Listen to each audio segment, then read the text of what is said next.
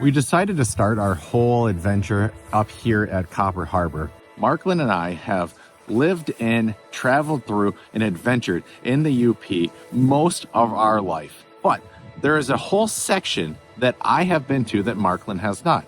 So I decided to start at the very tip of the Keweenaw, and we're going to work our way down and do a fall color tour, all of spots that are brand new to Marklin. And then at the end of this whole thing, we're going to be able to go to Fresh Coast Film Festival, where we're going to be debuting one of our videos that we filmed right here in the UP. That's super cool to me.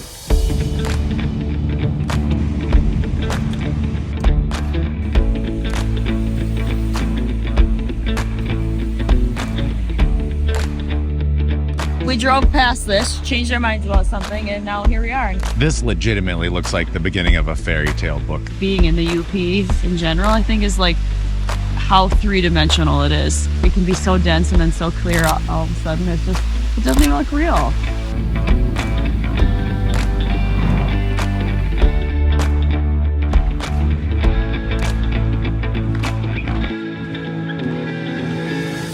In the summer, costumed interpreters portray men and women who lived in this army community in the mid-1800s. Leave the present behind as you enter the world of 1870 and talk with them about their lives at this remote outpost.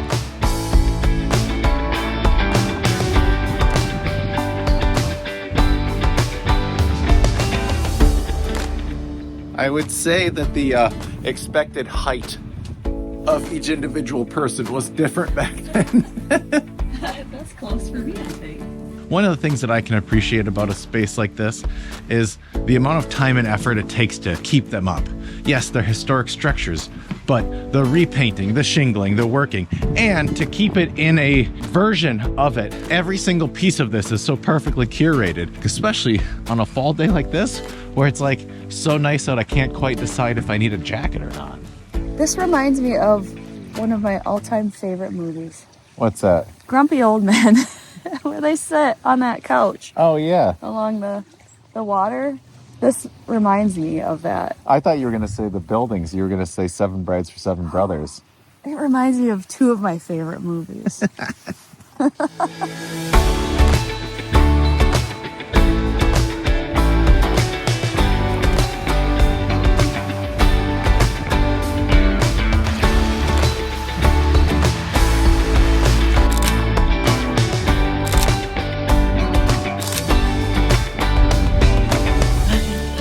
What were you doing out on that rock edge? I thought maybe that would be my most north point, right? Yeah. So I thought, well, I'm going to go to the edge. So I got some good photos.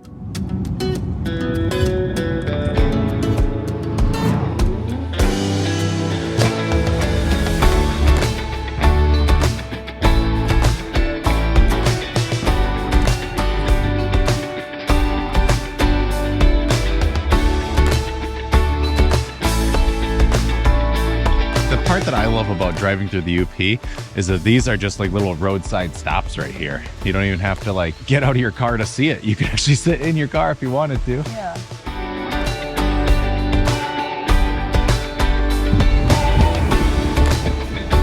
For this one, so this is a first for me.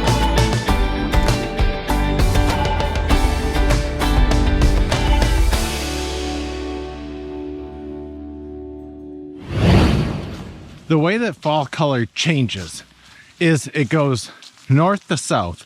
Most people are familiar with that, but it also goes west to east, and then it also goes inland towards the water's edge. If you're ever at a water's edge and you're thinking, oh, the colors haven't changed yet, or they're not exactly what I want, all you have to do is maybe head in maybe a mile inland, and you're going to see an entire color change that is happening that's completely different than's happening at the water's edge. And if you happen to be past peak inland, you can head towards the water and you're going to find pockets of fall color that are still around. But remember, it's west to east, north to south, inland to outland. And that's how it changes. So there's always somewhere to find anytime you're walking through the woods in the fall. I have been trying for years to get out here at peak, absolute peak fall color. And I think I did it. This is it. Every single tree that could possibly change color has changed color today. Oh, North Country Trail. Yeah. The sun's coming out. Oh my gosh, everything's so bright now. Some of the reds and oranges out here are brighter than anywhere else I've seen so far. I have been on this hike in every single season. I really wanted to bring Marklin here because she had never seen it before. And this spot is very near and dear to me and Andy. And it's because when we first started taking big outdoor trips where we were recording it, taking photos and showing off the entire state, here, Black River Harbor was one of the very first trips that we ever took and documented. So every time I come back here, it feels good because it feels like it's the beginning of one of our bigger adventures of traveling the entire state. Coming back here, getting it to share with people like Marklin who have never been here before, it's cool because I personally enjoy it. And this quarter mile right here to Rainbow Falls is so quiet. It's quiet, it's colorful. It just kind of makes you slow down, not hiking, but just kind of slow down and just enjoy it. I'm having a hard time describing how pretty it is back here, but it's so quiet and peaceful here. So maybe I'll just shut up. So light and the trees are so dark. I love it. A telltale sign that you're getting close to the waterfalls, just listen for them.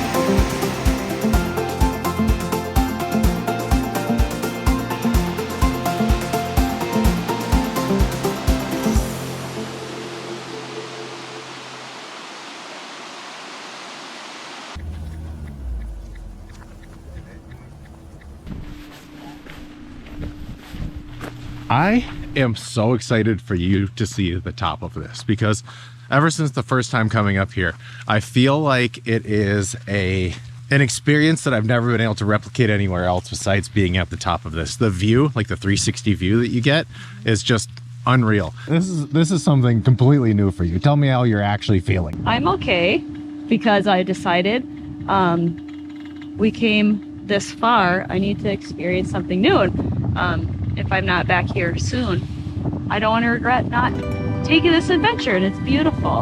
Yeah, there's another 100 feet to the top up there. Look at the sun popping out over here.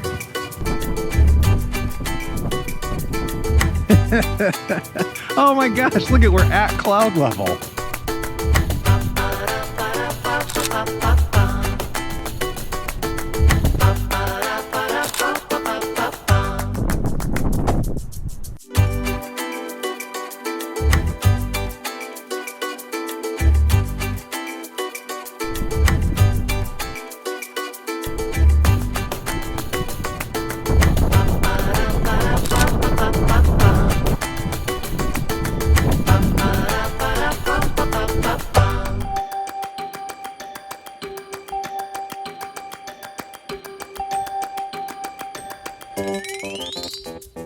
As a person who doesn't love heights, but you did get to go up there and you were brave enough to go up there, how do you feel?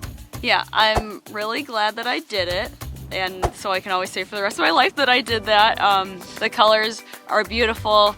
Everyone that we've met here, so informative and nice and all that, so it's been a really great experience. And look at these colors.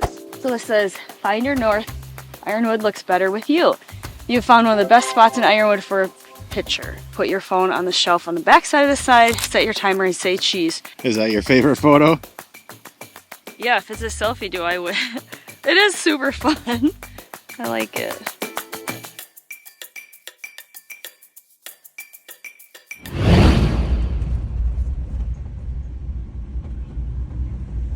We made it to Marquette, and right now I'm at Presque Isle Park. In this moment, I'm feeling a bit reflective because I'm here to show my film, The Migration of the Blue-Spotted Salamander. And I'm very honored to be picked to be in the Fresh Coast Film Festival.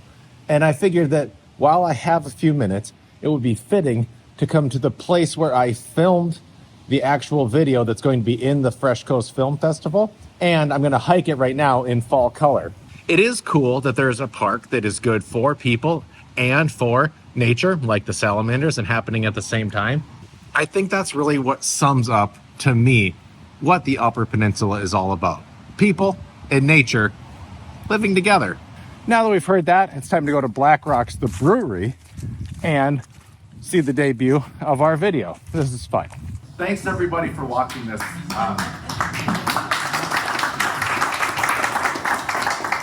This is really special for me because I went to school here at NMU, and since then I've moved away from here and became a filmmaker, and I got to film this section. And I love seeing some of the big animals that are featured in this group here because I got to film such a small little one. And I frequented the Fresh Coast, and to be able to come back here and show one of mine now, because I was attending it before and now showing it as a filmmaker, this is really special for me. And this is the first time anybody's ever watched one of my videos live. So thank you for being here. I appreciate it. I also didn't know that my first nature documentary would be about the blue spotted salamander, but here we are, and it's super fun. I love this. I actually found some of these things. I thought it was like a wild goose chase.